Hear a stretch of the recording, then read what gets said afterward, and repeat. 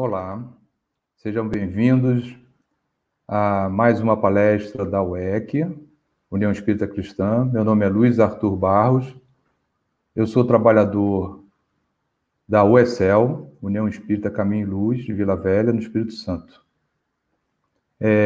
Agradeço mais uma vez a oportunidade de estar aqui para apresentar algumas reflexões, alguns estudos. E antes de iniciarmos, vamos à página preparatória do livro Caminho, Verdade e Vida, no capítulo 66, de Francisco Cândido Xavier, pelo Espírito de Emmanuel, cujo título é Como Pedes. E temos aqui extraído do Evangelho de João, do capítulo 16, versículo 24, uma citação de Jesus onde ele diz: Até agora nada pedistes em meu nome, pedi e recebereis, para que o vosso gozo se cumpra. E aí Emmanuel nos fala: Em muitos recantos encontramos criaturas desencantadas da oração. Não prometeu Jesus a resposta do céu aos que pedissem no seu nome? Muitos corações permanecem desalentados porque a morte lhes roubou um ente amigo, porque desastres imprevistos lhes surgiram na estrada comum. Entretanto, repitamos, o Mestre Divino ensinou que o homem deveria solicitar em seu nome. Por isso mesmo, a alma crente convicta da própria fragilidade deveria interrogar a consciência sobre o conteúdo de suas rogativas ao Supremo Senhor no mecanismo das manifestações espirituais. Estará suplicando em nome do Cristo ou das vaidades do mundo? Reclamar em virtude dos caprichos que obscurecem os caminhos do coração é atirar ao divino sol a poeira das inquietações terrenas.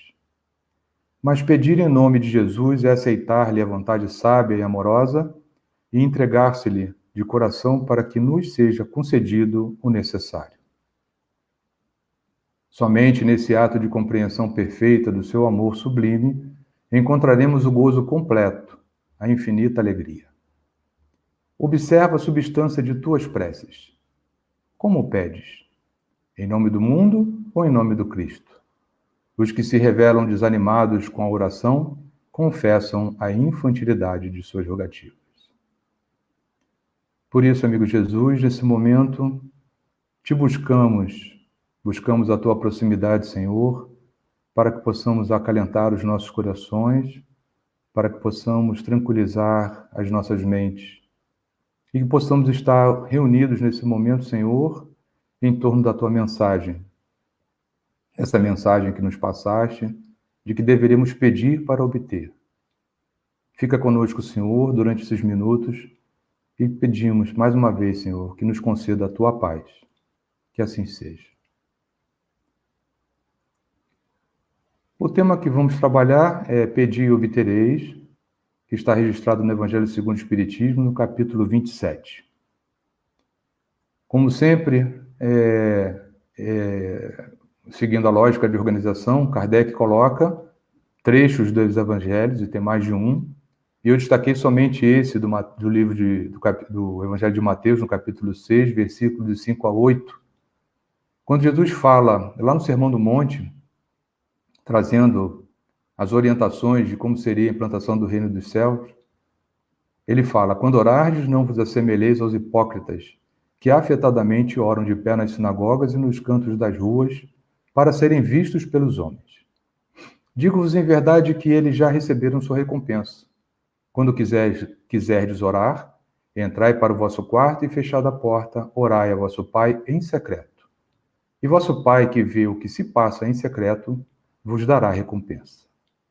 Não cuideis de pedir muito nas vossas preces, como fazem os pagãos, os quais imaginam que pela multiplicidade das palavras é que serão atendidos. Não vos torneis semelhantes a eles, porque vosso Pai sabe do que é que tendes necessidade antes que lhe o peçais. Então, Jesus está passando a orientação e, em diversos momentos, Jesus se recolhe, se afasta do grupo, em situações diferentes, em lugares diferentes, em momentos diferentes, para se reunir a Deus, para orar, para fazer a sua prece, para ligar-se ao Pai. E ele está passando aqui essa orientação. E é também no próprio Sermão do Monte, onde ele nos ensina uma forma de orar que todos nós conhecemos com a oração do Pai Nosso. ou a oração dominical. Então, a gente vê com frequência Jesus nos passar essa orientação. E não é diferente depois quando vemos dentro da literatura espírita, através de André Luiz e tantos outros espíritos, Emmanuel, como vimos aqui na página preparatória, e Joana de Ângeles, e vamos por aí fora nos romances que vamos tendo a oportunidade de ler, a importância da oração, a importância da prece. André Luiz, em diversos livros, em vários momentos, ele nos traz essa orientação. Mas o que é a prece? Lá do próprio Evangelho segundo o Espiritismo, no capítulo 27, que é o capítulo que estamos tratando, no item 9, ele fala, Kardec, a prece é uma invocação mediante a qual o homem entra pelo pensamento em comunicação com o ser a quem se dirige. E eu diria, de uma forma mais ampla, que é a forma de comunicação pelo pensamento do homem, e aí o homem com H, no caso o ser humano, com Deus, com H maiúsculo, né? Então a gente vê que a prece é um chamado, é uma solicitação pela qual nós, os seres humanos, entramos pelo pensamento em comunicação com alguém. A gente ainda não sabe toda a potencialidade do nosso pensamento. A gente pensa a esmo e de forma, às vezes, meio atabalhoada e meio desastrosa, né, digamos assim. Pensamos coisas que não são muito adequadas, mas o pensamento ele tem uma forma. Ele é realmente vivo. Ele tem toda a mobilização daquilo que sentimos, porque ele está impregnado dessa onda. Então, é uma forma de comunicação nossa, nesse caso da prece, especificamente, do homem com Deus. Lá do Livro dos Espíritos, na questão 658, Kardec pergunta, agrada a Deus a prece? E os Espíritos respondem, a prece é sempre agradável a Deus, quando ditada pelo coração, pois para ele a intenção é tudo. Assim, preferível lhe é a prece do íntimo à prece lida, por muito bela que seja, se for lida mais com os lábios do que com o coração. Agrada-lhe a prece quando dita com fé, com fervor e sinceridade. Não creais, porém, que toque a Deus a prece do homem fútil, orgulhoso e egoísta, a menos que signifique que, de sua parte, um ato de sincero arrependimento e de verdadeira humildade. Então, é agradável a Deus, no caso, como os Espíritos nos falam, a nossa oração, ou seja, nós buscarmos a presença de Deus, nós buscarmos a comunicação com Deus, ele é agradável a ele e é benéfico para todos nós também. E ele explica aqui que a prece saída do íntimo, ela é mais valiosa, se é que podemos dizer, ou ela tem uma substância maior, mais forte, do que a lida. Não que a lida não seja. Mas aí vamos tratar até um pouquinho mais disso lá para frente. Na questão 660, Kardec pergunta, a prece torna melhor o homem? Sim, porquanto aquele que ora com fervor e confiança se faz mais forte contra as tentações do mal e Deus lhe envia bons espíritos para assisti-lo. É este um socorro que jamais se lhe recusa quando pedido com sinceridade. Olha que interessante, né? Então, não é que a gente, só pelo fato de orar, vai se tornar melhor. Mas se a gente ora com fervor e confiança, a gente vai ser blindado, protegido, fortalecido contra as tentações do mal, porque receberemos um apoio ao nosso lado. Na questão 661, Kardec pergunta, poderemos utilmente pedir a Deus que perdoe as nossas faltas? Deus sabe discernir o bem do mal. A prece não esconde as faltas. Aquele que Deus pede perdão de suas faltas, só o obtém mudando de proceder. As boas ações são a melhor prece, por isso que os atos valem mais que as palavras. Então, muito interessante, por mais que a gente peça, Senhor, perdoe as minhas faltas, porque eu tenho errado tanto, não sei o quê. Mas se eu não mudar a minha forma de agir, o meu comportamento, a minha maneira de me portar, de me comportar, não vai adiantar nada. Serão simplesmente palavras vazias, palavras soltas no vento, sem nenhum valor, porque as nossas boas ações não estarão acompanhando as palavras. Então, é mais valioso que a gente tenha boas ações do que simplesmente belas palavras na hora da nossa prece. E na questão 666, Kardec pergunta, pode-se orar aos espíritos? E aos espíritos com E maiúsculo significa os espíritos superiores, no caso, né? As entidades espirituais. E aí ele responde: pode-se orar aos bons espíritos como os mensageiros de Deus e os executores de suas vontades. O poder deles, porém, está em relação com a superioridade que tenham alcançado, e dimana sempre do Senhor de todas as coisas, sem cuja permissão nada se faz. Eis porque as preces que se lhe dirigem só são eficazes se bem aceitas por Deus.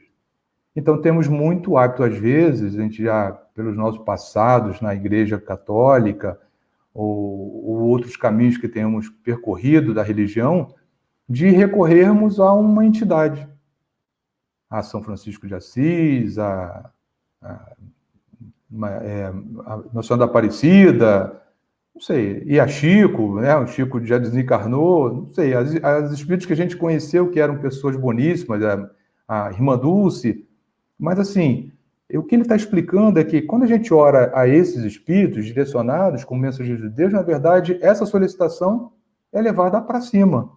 Eles, na verdade, consultam a Deus para ver se as orientações, se aquilo que a gente está solicitando é bem aceito ou não. Então, a gente vê que tem validade? Sim, claro que tem. Porque eles, na verdade, serão como que intermediários na nossa comunicação. Falando de comunicação, para a gente entender um pouquinho como é que funciona essa questão da prece, vamos usar um diagrama esquemático de uma comunicação. No esquema de uma comunicação, a gente vai ter aí um emissor, que é aquele que está enviando a mensagem, e a gente vai ter um receptor, que é aquele que está recebendo a mensagem. A mensagem é aquele conteúdozinho, e essa mensagem ela é construída em cima de um código. Aí, nesse caso, pode ser num idioma diferente do português, pode ser num outro tipo de idioma, que vai usar um referente, ou seja, que é um contexto que está sendo trabalhado. Então, de repente, para dar um exemplo, um professor está dando uma aula de biologia, a mensagem que ele está utilizando é um conteúdo sobre células. E aí ele está falando sobre a questão da biologia, sobre a questão celular. E ele vai usar como código a língua portuguesa, né? E vai também, nesse momento, utilizar um canal. Ou seja, ele está falando para os alunos, e esse ar, né, o que ele fala se propaga no ar, através da atmosfera, e chega até os alunos. Se ele usar algum tipo de ferramenta como uma apresentação, um PowerPoint, um data show, alguma coisa assim, um filme, um vídeo, ele está usando também, aí nesse momento, um outro canal acessório. Mas, basicamente, ele está utilizando o canal do ar, porque a sua voz, para chegar aos ouvidos do aluno, que é o receptor, precisa se deslocar na atmosfera. Essa mensagem, ela pode sofrer um ruído. Ou seja, se de repente os alunos, e aqueles que sentam normalmente lá no final da sala de aula gostam muito disso, né, fazer aquela turminha da bagunça, podem desconcentrar os outros alunos. E isso seria um ruído na comunicação. E aí teria uma interferência nessa mensagem, o que pode abalar o entendimento do contexto de que está sendo tratado. Os alunos podem dar um feedback, que é o retorno? Podem. Se os alunos estiverem observando aquilo que está sendo dito e, de repente, levantarem a mão e fizerem uma pergunta ao professor, é um feedback que o emissor vai ter daquele receptor. Então, esse é mais ou menos, existem outros elementos envolvidos no esquema da comunicação, mas basicamente esse. Um emissor, um receptor, uma mensagem que utiliza um canal, que se passa por um código, que tem dentro de um contexto, que pode ser abalada por um ruído, mas o receptor pode, em dado momento, dar um feedback. É isso, esse esquema. Trazendo agora para o nosso assunto, que é o mecanismo da prece, quem seria o emissor? O emissor sou eu, o espírito. Eu estou buscando uma comunicação com quem? Com o receptor, que é Deus, em última instância. Porque, como vimos naquela pergunta do Livro dos Espíritos, eu posso me utilizar de uma determinada mensagem, posso me utilizar de um determinado espírito que seja um intermediário da minha mensagem. Qual é a mensagem? É a prece. É aquilo que eu estou buscando encaminhar até Deus. Qual é o código? O código está no pensamento. E aí, nesse momento, o pensamento ele é um pouco diferente da questão do idioma. Que pensar é igual para todo mundo. Todo mundo pensa. Não precisa, na verdade, estar falando em inglês ou em português ou em alemão. Não, ele está pensando. Então, esse é o código que estaria sendo utilizado. Qual é o canal utilizado para isso? Para que chegue a minha mensagem até Deus? O fluido cósmico universal. Então, a nossa prece, nós, com a nossa antena mental, com a nossa antena do nosso equipamento físico, lançamos uma mensagem que vai alcançar, através do fluido cósmico universal, um receptor que é Deus ou um intermediário dele, que pode ser o nosso anjo de guarda, que pode ser um espírito familiar, que vai pegar aquela prece, aquela mensagem que está sendo emanada pelo meu pensamento e vai encaminhar até Deus. Qual é o referente? É o contexto da prece. Então, se eu estou com um problema gravíssimo financeiro e eu preciso resolver, eu peço a Deus que me auxilie de alguma forma a encontrar um meio para obter o recurso que eu preciso ter para poder sanar as minhas dívidas. Esse é o contexto da prece. Mas pode acontecer um ruído. Sim, pode. Na prece? Claro que sim. Porque se meu pensamento não for conciso, não for frequente, se eu tiver com a mente dispersa, a prece fica toda picotada, né? Como é uma ligação quando a gente pega no celular e a pessoa está falando do outro lado e fica pip, pip, pip, pip, pip, a gente não consegue entender totalmente. Na prece é a mesma coisa, porque o nosso pensamento pode estar numa direção, a gente começa a encaminhar a nossa prece e, de repente, a gente começa a pensar em outra coisa que não tem nada a ver com aquele objetivo que a gente está buscando. Então, a nossa prece sofre uma forma de ruído, porque ela não está estável, ela não tem uma orientação de um início, meio, fim, não tem um objetivo, né, de uma forma bem clara e concisa. E a gente pode ter um feedback? Sim, é a resposta de Deus. Mas Deus nos responde? Essa é uma grande pergunta. Eu creio que sim, mas vamos avançar um pouquinho mais para a gente poder ver como isso pode ocorrer de diversas maneiras. Então, fazendo a analogia, a comparação do esquema da comunicação, né, que a gente viu anteriormente, com a questão da prece, a gente pode encaixar cada um desses componentes dentro desse mesmo esquema, na hora que a gente está fazendo a nossa oração. Voltando aqui ao assunto, então tem que a prece é o quê? A prece é uma invocação, uma súplica ou um ato de adoração. Ou seja, a gente está solicitando alguém, está pedindo alguém, ou está num ato de adoração. Sim, porque a gente pode fazer uma prece nesse sentido. Através da prece, o que podemos fazer? Podemos louvar a Deus, louvar a divindade, louvar a Jesus. O louvor é um ato mais profundo de reconhecimento daquilo que temos, né, que recebemos. Então, quando a gente olha uma bela natureza, um belo pôr de sol, uma praia, um bosque, a gente olha uma flor, se a gente se sensibilizar com aquela delicadeza, com aquilo tudo, a gente pode, na verdade, louvar a Deus pela grandiosidade daquela obra. Às vezes, numa obra tão pequena, como pode ser num inseto mesmo que se desloca de alguma forma. Podemos também pedir. Sim, podemos pedir. E, por último, podemos agradecer. Eu diria que pedir normalmente viria talvez no topo da lista, né? Porque nós somos eternos pedintes. Então, muitas vezes esquecemos de louvar e esquecemos de agradecer a Deus por tudo que recebemos. Mesmo que às vezes o que recebamos não seja exatamente aquilo que a gente estava pedindo anteriormente, mas vamos continuar avançando no nosso pensamento aqui, no nosso estudo. Como podemos orar? A prece pode ser lida, memorizada ou vir do coração. Vimos isso exatamente lá numa questão do Livro dos Espíritos que fala isso. Ela pode ser lida, pode ser memorizada. Então, quando a gente faz uma oração do Pai Nosso, né, no caso da oração dominical, a gente, Pai Nosso que estás no céu, santificado seja o vosso nome. Se eu estiver falando isso de forma maquinal, onde somente os meus lábios estão se mobilizando, a prece talvez está sofrendo ruído. E a mensagem não vai passar do teto, não vai alcançar o fluido cósmico de uma forma mais ampla e vai chegar aos pontos mais altos da elevação para alcançar a Deus. Então, não é que a oração dominical não tenha valor, não é que uma oração memorizada não tenha valor, mas o importante é que ela, quando for lida, ela seja lida ou recitada de forma memorizada, que ela seja feita de forma com profundidade, com reconhecimento. Cada uma das frases da oração dominical, e Kardec faz isso no último capítulo, onde ele analisa as preces, onde ele sugere alguns tipos de preces, ele faz essa análise detalhada de cada frase da oração do Pai Nosso. É importante que a prece seja inteligível, clara e objetiva.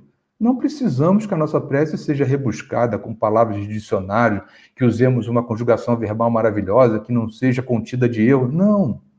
ela só tem que ser clara. Ela não pode ser confusa.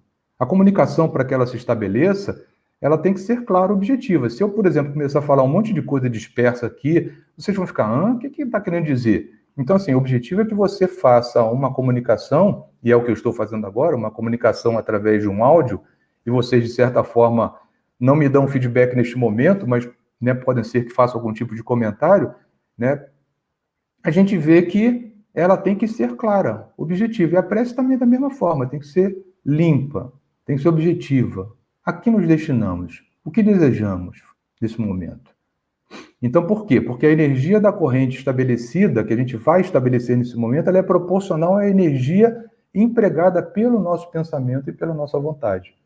Ou seja, quando eu me proponho a fazer uma prece, o importante é que realmente eu esteja focado, que eu esteja direcionado, que eu canalize e organize toda a minha energia para aquilo que eu estou nesse momento pedindo. Por quem podemos orar? Podemos orar por nós mesmos e pelos outros, sejam eles encarnados ou desencarnados. E aí o Livro dos Espíritos vem nos tratar sobre isso de algumas perguntas. Pode-se com utilidade orar por outrem, por outra pessoa? Os Espíritos respondem: o Espírito de quem ora atua pela sua vontade de praticar o bem. O Espírito de quem ora atua pela sua vontade, o meu desejo de praticar o bem àquele a quem estou direcionando a minha oração, a minha prece. Atrai a si, mediante a prece, os bons espíritos.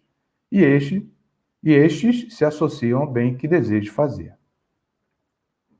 Na pergunta 663, Kardec nos traz o seguinte: podem as preces que por nós mesmos fizermos mudar a natureza das nossas provas e desviar-lhes o curso? Kardec tinha umas perguntas muito interessantes, né? Olha a forma como ele faz, né? Podem as preces que por nós mesmos fizermos mudar a natureza das nossas provas e desviar-lhes o curso? As provas, as vossas provas, estão nas mãos de Deus. E algumas há que têm de ser suportadas até o fim. Mas Deus sempre leva em conta a resignação. A prece traz para junto de vós os bons espíritos, e dando-vos este a força de suportá-las corajosamente, menos rudes elas vos parecem. Então, a gente não vai eliminar o problema que a gente está passando com a nossa, né? Mudar a natureza da nossa prova. Mas sim a forma como a gente está passando pela dificuldade. É o que ele fala aqui, Deus sempre leva em conta a resignação. Resignação é uma atitude que eu digo que ela é passiva e ativa ao mesmo tempo. Passiva por quê? Porque quando você passa por uma dificuldade, primeiro você leva aquele choque e você fala, e agora? Mas se você ficar se lamentando, ou se você se acuar num canto, né, ficar colhidinho num canto, como uma criança num cantinho da sala, do que vai resolver isso? Se eu ficar resmungando o tempo todo da dificuldade que eu estou atravessando, o que isso vai me trazer de benefício? Então a resignação ela tem que ser ativa no sentido de que, bom, não adianta eu ficar resmungando o tempo todo pelo que eu estou passando. Mas o que eu posso fazer para minorizar isso?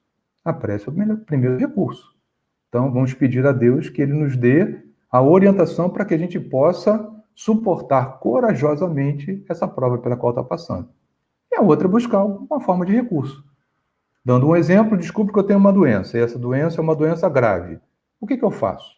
Primeira coisa é buscar um médico, buscar o tratamento, né, do médico. E, ao mesmo tempo, pedir a Deus que eu caia exatamente, seja orientado por aquele médico de forma adequada, para que ele possa entender a minha situação, para que todos os meus caminhos possam ser, né, tranquilos, para que eu possa obter o recurso que eu estou precisando para o meu tratamento. Às vezes é uma doença sem cura. E aí? Vou morrer por causa disso? Não posso.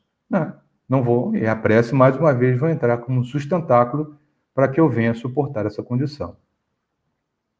Na questão 664, Kardec pergunta: será útil que oremos pelos mortos e pelos espíritos sofredores? E neste caso, como podem as nossas preces lhes proporcionar alívio e abreviar os sofrimentos? Têm elas o poder de abrandar a justiça de Deus? Né? Podemos orar por um espírito que já morreu e que possivelmente esteja sofrendo, vamos imaginar um suicida ou alguém que passou por um acidente. De que forma a gente pode aliviar e abreviar os sofrimentos com a nossa prece? E os Espíritos respondem: a prece não pode ter por efeito mudar os desígnios de Deus, mas a alma por quem se ora experimenta alívio, porque recebe assim um testemunho do interesse que inspira aquele que por ela pede, e também porque o desgraçado sente sempre um refrigério quando encontra almas caridosas que se compadecem de suas dores. Muito interessante, né? Então a gente pode auxiliar alguém que esteja em sofrimento mesmo sem saber qual o sofrimento pelo qual esse espírito desencarnado está passando. Mas simplesmente pelo fato. A gente vê de forma muito curiosa, e eu fico assim, meio preocupado, quando eu vejo assim, fulano morreu, ele agora está ao lado de Deus. Não que não esteja, né? Não é isso que eu estou querendo dizer. Mas ele agora vai poder me ajudar a resolver os problemas. Será que ele vai poder ajudar?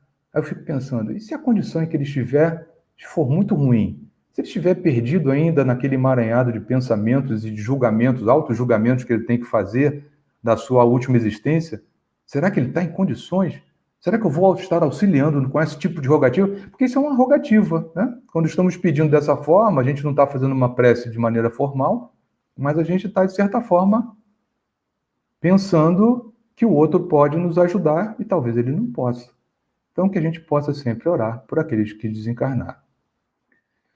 No livro O Semeador de Estrelas, que é um livro sobre diversas passagens de Divaldo Pereira Franco, Sueli Caldas Schubert foi, né, com Divaldo, reunindo muitas informações e alguns capítulos especificamente tratam dessa questão da oração.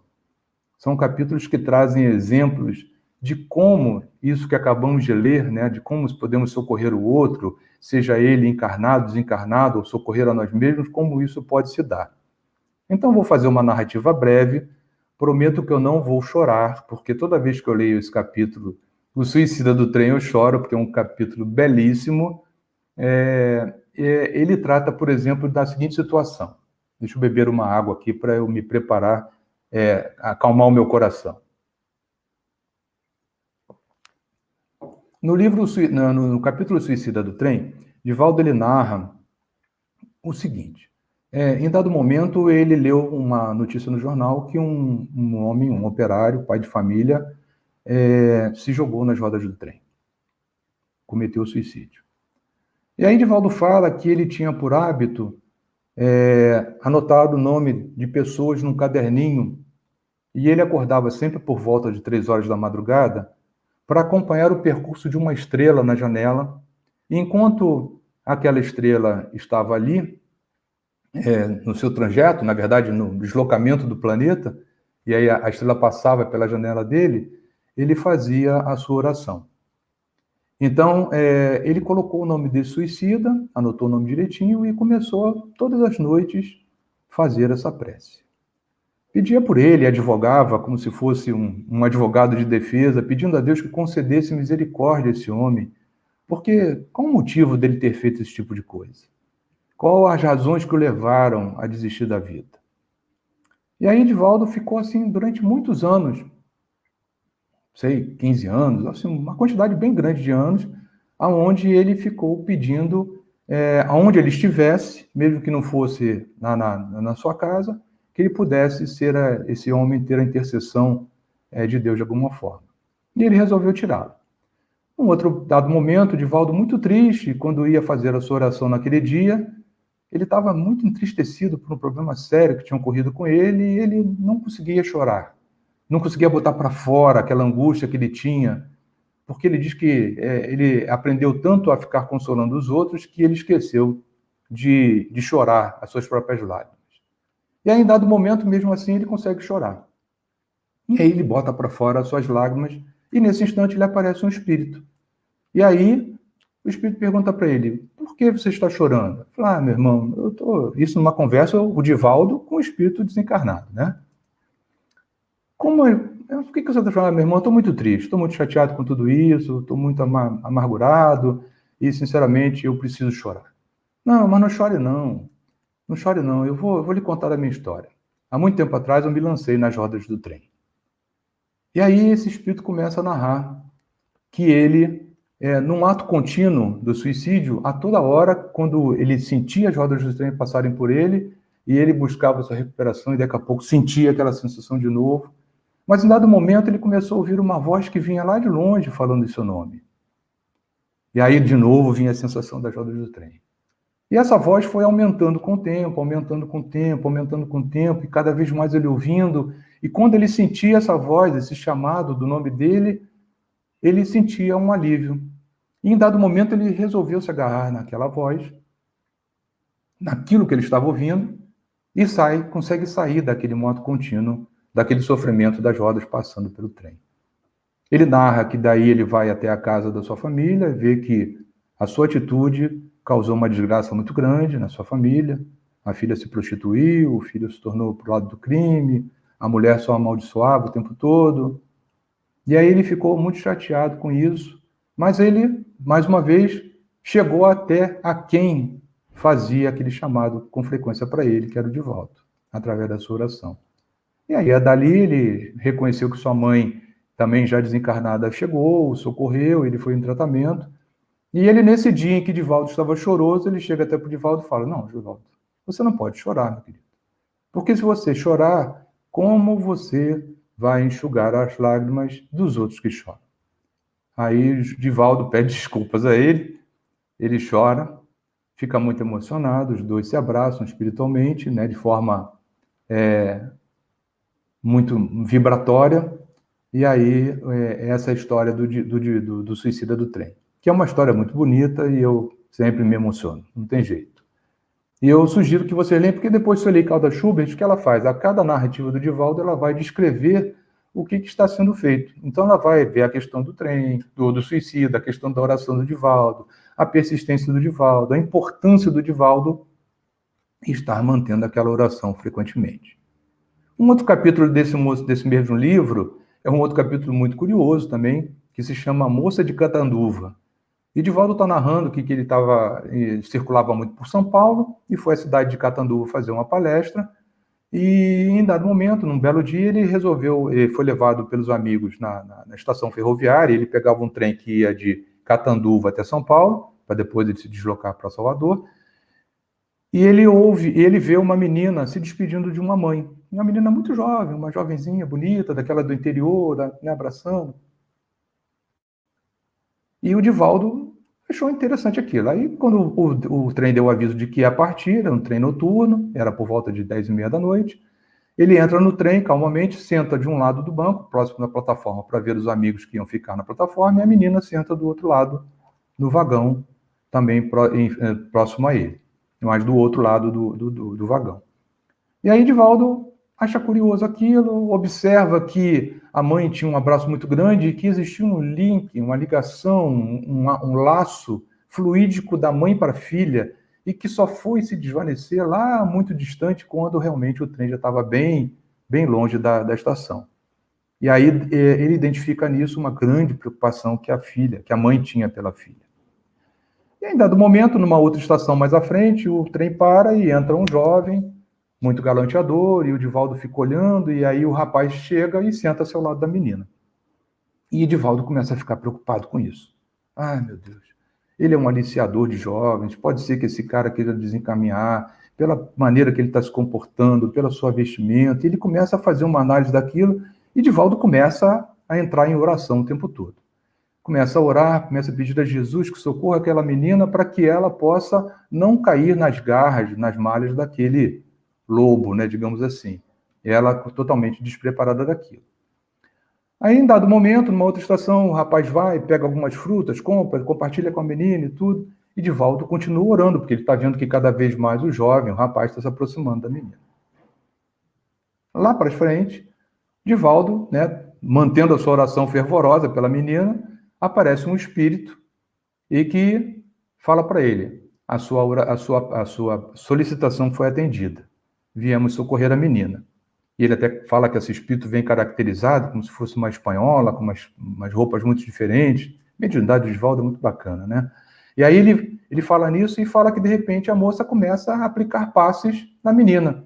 Ele fala, não, é no rapaz. Ele pensa, ele não fala, né? Mas ele pensa, não, é no rapaz que você precisa atender. O espírito para, olha para ele, sorri, dá-lhe um sorriso e continua aplicando passos na menina.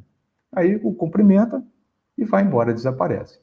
Divaldo fica intrigado o que está acontecendo naquilo tudo. Mais para frente, o trem vai andando e, de repente, a menina começa a passar mal e vomita em cima do rapaz. Literalmente. Divaldo fala que ela lavou o rapaz, né, com aquela situação.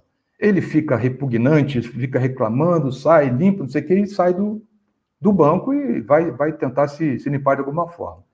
O Divaldo vai, passa para o lado da menina, oferece-lhe o lenço, começa a conversar, e a menina narra que o rapaz já era tão simpático, puxa, que pena que isso acontece, eu nunca enjoei no trem, e agora, e ele ia me socorrer, ia me levar para uma casa de uma tia, que acolhe moças, aí o Divaldo, não, minha filha, ele não ia fazer isso. Não, o Divaldo vai e narra a situação toda para ela, e fala que ela estava indo para ser dama de companhia de uma casa, e que ela deveria seguir o caminho, seguir as orientações que a mãe, né, a veridade, que ele seguisse assim.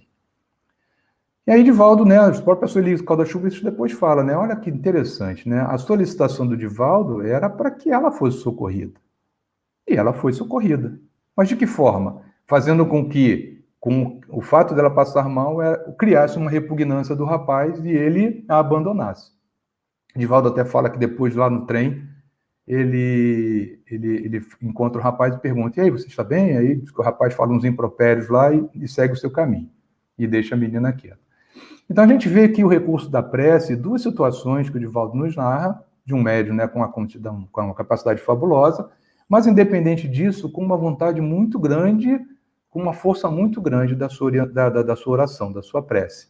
Então, o suicida do trem, que é um espírito desencarnado, é intercedido de alguma forma, é ajudado, não é retirado de imediato, mas através do seu próprio esforço, consegue se recuperar. E a moça de Catanduva é socorrida de uma forma completamente inusitada. Então, os recursos poderão vir, mas talvez nunca venham exatamente da forma como a gente imagina. Onde e quando podemos orar? Então, Jesus nos fala lá em Mateus, capítulo 5, versículo 8. Quando quiserdes orar, entrai para o vosso quarto e, fechada a porta, orai a vosso Pai em secreto. E vosso Pai, que vê o que se passa em secreto, vos dará recompensa. Precisamos de fato entrar num quarto para orarmos? Ou que quarto é esse que Jesus está nos falando? Qual é a sugestão que ele está nos dando? Na verdade, podemos orar em qualquer lugar, a qualquer hora, a sós ou acompanhado. O quarto que Jesus se reporta, na verdade, é o nosso quarto íntimo. É quando a gente entra em estado de introspecção, canaliza o nosso pensamento e fazemos a nossa oração. Existem bons horários para orar? Sim, quando acordamos, quando dormimos.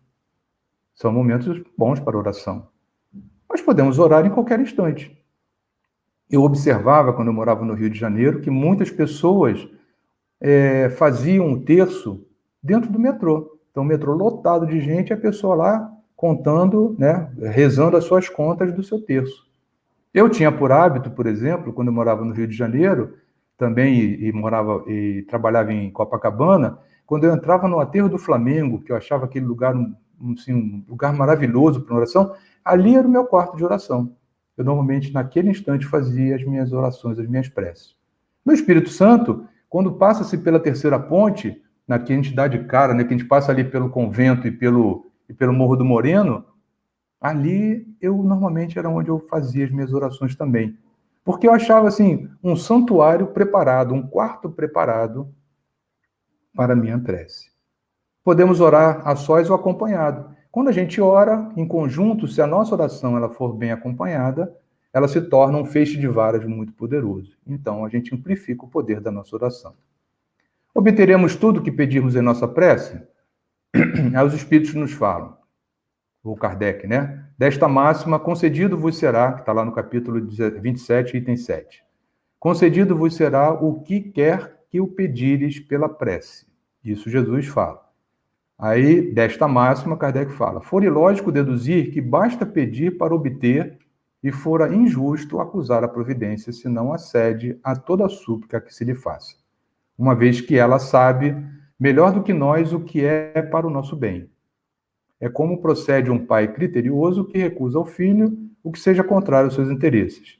Em geral, o homem apenas vê o presente. Ora, se o sofrimento é de utilidade para a sua felicidade futura, Deus o deixará sofrer, como o cirurgião deixa que o doente sofra as dores de uma operação que lhe trará a cura. Então, o que Kardec está explicando aqui é que nem sempre aquilo que pedirmos será exatamente concedido daquela forma.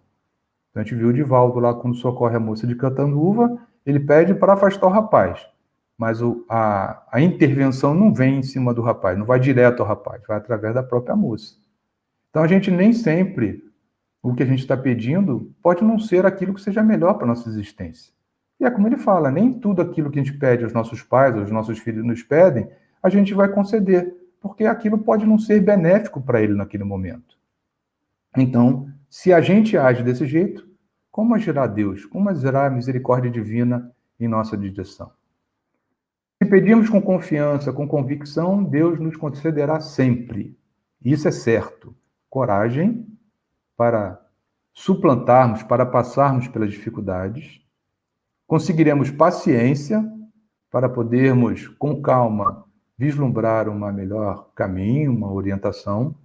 Resignação, que é aquilo que já conversamos, daquela coisa que é passiva e ativa, ou seja, eu reconheço meu problema, mas ao mesmo tempo eu busco alguma forma de resolvê-lo, mesmo que às vezes não tenha solução, mas a prece vai me fortalecer. E a inspiração de ideias para que possamos sair das dificuldades por nossas próprias ações. O importante é isso.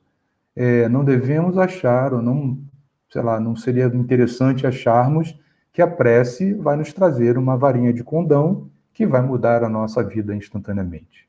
Precisamos, acima de tudo, observar o contexto da situação que estamos passando, o que está ocorrendo conosco, para que possamos, enfim, observar o benefício da prece. Mas o importante é que não deixemos de fazê-la. Para encerrar, eu trago a letra de uma música que é de Vilma de Macedo Souza, vulgarmente conhecida como Tia Vilma. A Tia Vilma era uma trabalhadora incessante e muito dedicada à evangelização infantil. Ela também fazia um trabalho belíssimo junto aos encarcerados nos presídios, com a evangelização e com a própria orientação educacional. Então, a Tia Vilma, ela tem assim, muitas e muitas músicas. Não são músicas, talvez, dos ritmos que a gente possa pensar, às vezes é uma valsa, às vezes é uma música diferente, mas o importante é o conteúdo que ela nos traz. Então, ela diz nessa música, que é uma música muito utilizada na infância: a prece é uma luzinha que acendemos em nossa caminhada. Em prece vou seguindo o meu caminho, sem temer os perigos da estrada. Os problemas tão difíceis não se acabam, mas a prece me aquece o coração. Vou seguindo paciente na esperança, hei de encontrar uma boa solução. Inspiradíssima, Tia Vilma nos traz essa mensagem que, de uma forma muito concisa, de uma forma muito simples, mas de uma forma muito profunda, mostra exatamente o que é a prece para cada um de nós. Quando oramos, acendemos aquela luzinha que vai iluminar o nosso caminho. Vamos seguir por esse caminho de forma mais firmes, sem temer aquilo que vem ocorrer conosco. Os problemas vão se acabar? Não, não vão se acabar. A prece me aqueceu o coração e eu vou seguindo paciente na esperança de quê? De que eu vou encontrar uma solução. E aqui a gente deixa, então, o nosso recado final para que a gente não esqueça nunca de orar. Que a gente tenha cuidado, a delicadeza de pedir aquilo que realmente seja importante para nós. Que possamos orar o Pai Nosso de uma forma muito sentida, observando cada uma das palavras e frases que são ditas, porque Jesus fala disso. Fortalecer a nossa fé, que nos perdoe, que nós possamos perdoar a quem nós ofendemos. Está tudo contido ali, também da mesma forma, de uma forma muito sintética, mas muito profunda. Que a gente não esqueça nunca de buscar a Deus e de se conectar a Ele como nosso Pai, seja através do intermediário, qualquer um que seja, mas que possamos ter a certeza de que não estaremos abandonados, porque ninguém está abandonado neste planeta. Então, nesse momento, Senhor, vimos te agradecer pela oportunidade desse momento, pelas orientações que esses espíritos nos trouxeram através de suas experiências, das suas vivências, dessa orientação de Kardec que de forma tão brilhante nos elucida da importância da oração. Fortalece-nos, Senhor, para que não esmoreçamos de forma alguma, para que não nos deixemos levar, nos arrastar na direção ruim, Senhor. E que nos fortaleça sempre, para que possamos passar por momentos difíceis. Todos nós o teremos, Senhor, em algum momento, mas que não nos deixe sucumbir, Senhor. Muito obrigado por tudo, que a tua paz esteja sempre em nossos corações. Que assim seja.